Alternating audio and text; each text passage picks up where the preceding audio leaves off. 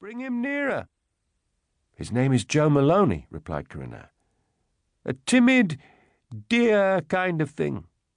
Let us touch him." Joe recoiled, but Corinna only smiled and took his hand and held it to the woman, who touched it with her twisted fingertips like claws. "Her name is Nanti Solo," said Corinna. "Say hello, Nanti Solo."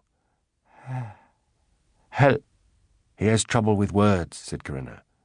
"Words," said Nanti. "That's no matter. Words is babble and noise and nonsense, Joe Maloney. But you know that, don't you?" Joe chewed his lips. There was a pale membrane stretched across her eyes, clouding her iris and pupil, but it was as if she saw through this thing and right into his heart. She squeezed his hand and grinned. "What is words beside a lark's song, eh?" Above her eyes, just above her eyebrows, there was a scar, a horizontal band of red that stretched straight across into the darkness beneath the thin red hair. A line as if at one time her head had been sawn off or slashed in two, as if the top third had been lifted off and placed back down again. "Your flesh is soft as buttercups," she said, "and I see enough to see that my Corinna's been at you, boy. What is it? Ah, tiger. Bless you both. Where you come from?" "Hell, they let you out of there?" She wheezed and cackled and doubled up on herself. Corinna smiled. "Nanti is lovely," she whispered. "She'll do you no harm." The ancient woman and the young girl contemplated the tiger-faced boy. Joe took his hand from Nanti, turned away toward a group of pictures. There was a blurry Polaroid, white animals grazing in the circus ring. Joe leaned close, squat little things, their horns growing in twists and curves. He leaned closer. He moved his head aside so that whatever morning light there was could fall upon the picture. And what he thought was true. Each animal had just one horn growing at the center of its head. Nanti cackled. "Unicorns, yes. You ever see their like before?" Joe shook his head and stared again. Beside the unicorns was a much older picture. A huge, sleeping tiger in a net, carried by bearers on long poles from the edge of a dense forest. Then another, a tiger again, in a net again, being carried by bearers through the open flap of Hackenschmidt's circus. He tried to match the tiger that entered the tent with the tiger that left the forest.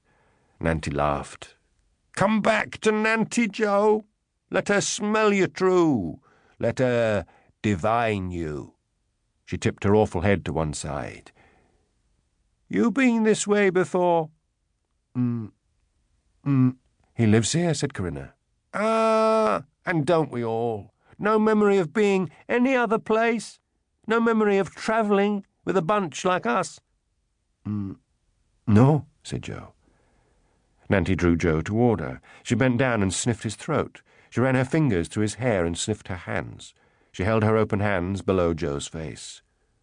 "Spit in here," she said. Corinna nodded. "Just do it, Joe." He licked his dry mouth and spat, a sparse spray that glistened in tiny droplets on the dark, creased skin of her palms. Nanti giggled. "That's all, but it'll do." She raised her hands to her nostrils and breathed in deeply. She caught Joe's hand and lifted it to her mouth. She licked his palm. "Nice," she whispered. "Nice, nice." "Yes," said Corinna. Nanti's pale eyes softened as she pondered. "And who'd you say your father and mother was?" I, Corinna clicked her tongue. "Just tell her, Joe." "Mum's in Helmouth. Works in Boosbin. Dad ran the Tilt-A-Whirlin' affair. One of that crew. And he's gone and left you long time back." Step closer. Let Nanti listen to your heart." She took his elbow and rested her ear against his chest. Joe felt his heart quickening, thumping. "Aye," she whispered. "The heart is beating in you as it should. Then far beyond it is the secret one, like some creature panting in a deep, dark cave." She reached beneath the covers on her bed, drew out a broad, shallow wooden box. On the lid of the box was a tracery of silver. Nanti lifted the lid. In the pale light, Joe saw teeth, feathers, claws, fragments of bone, fragments of fur. Nanti closed the lid and gently rattled the box.